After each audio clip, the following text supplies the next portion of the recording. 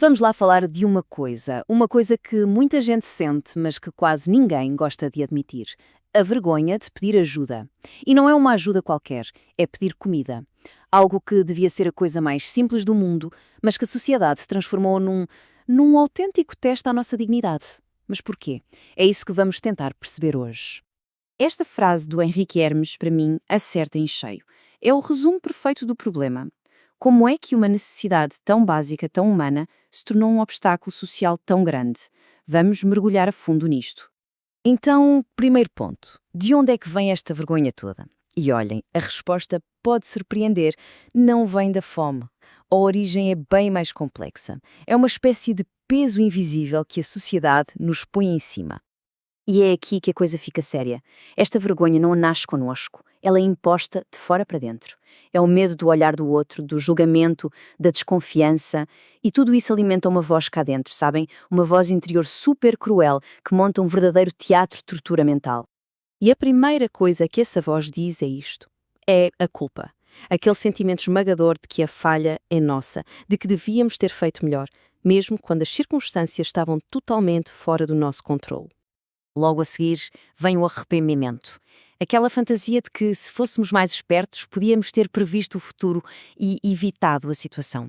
É uma crueldade que só serve para nos sentirmos ainda piores. E para fechar o ciclo, o medo do julgamento, o pânico de sermos vistos como fracos, como um fracasso, o medo de que aquele momento de vulnerabilidade defina quem somos para sempre, aos olhos dos outros. E a lista continua, não pensem que acaba aqui.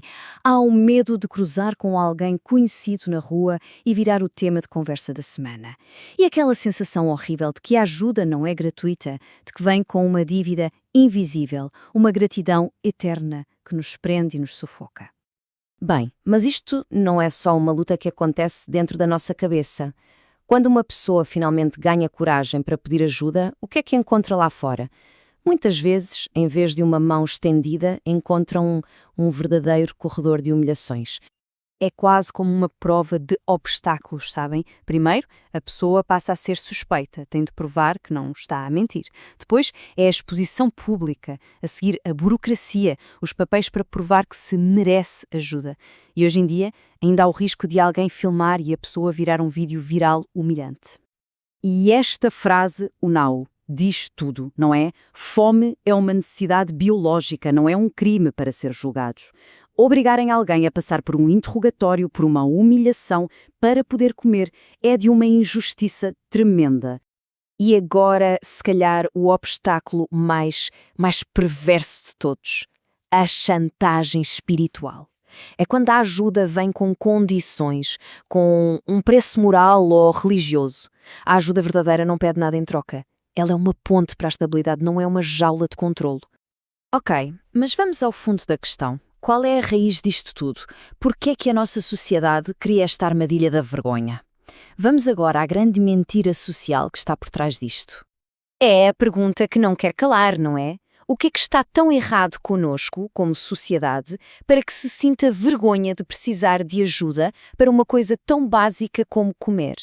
A resposta está numa ideia completamente torta, na qual muitos de nós acabam por acreditar. E aqui está ela, a grande mentira social. A ideia de que o nosso valor como seres humanos depende do que produzimos, do nosso emprego, do nosso sucesso material. Se não produzimos, não valemos nada. É uma ideia completamente absurda, mas está em todo o lado. Mas a beleza disto é que a fonte desta análise não fica por aqui. Ela dá-nos uma arma contra esta mentira, uma definição de dignidade muito mais poderosa. Dignidade não é algo que se ganha ou se merece. É simplesmente o direito a existir. Ponto final. Não depende de um salário, de um currículo, de nada. E reparem bem nesta inversão de lógica que é absolutamente genial. A vergonha não é um sinal de fraqueza, muito pelo contrário. É um sinal de que o nosso sentido de dignidade ainda está vivo, está a lutar contra um sistema que nos tenta convencer de que não valemos nada.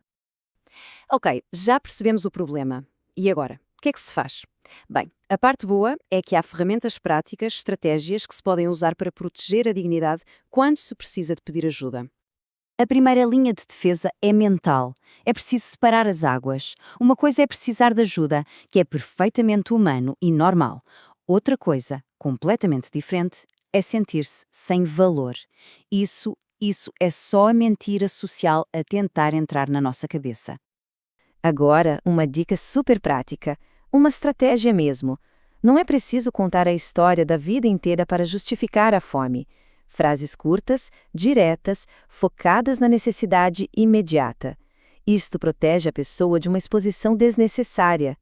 E se começam a fazer muitas perguntas, a querer saber tudo e mais alguma coisa? Há uma resposta para isso também. É uma forma educada, mas muito firme, de trazer a conversa de volta para o que realmente importa: encontrar comida para aquele dia. E esta é talvez a dica mais importante. É uma forma de estabelecer limites com respeito, quando a ajuda vem com condições, com aquelas letras pequenas. É defender a própria autonomia sem entrar em conflito. E para fechar, vamos a uma metáfora final que, honestamente, resume tudo de uma forma muito poderosa. É sobre o que realmente significa ajudar alguém. Pensem nisto. A ajuda verdadeira é uma ponte.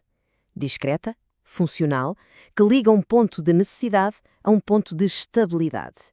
Não é um palco, onde quem ajuda se exibe, se promove e mostra a toda a gente como é uma pessoa boa. E é com esta pergunta que ficamos. Uma pergunta que não é só para quem dá ajuda, é para todos nós. Nas nossas ações, nas nossas comunidades, na forma como olhamos para os outros. Estamos a construir pontes ou palcos? A resposta diz muito não só sobre quem somos, mas sobre o tipo de sociedade que estamos a criar. Fica a reflexão.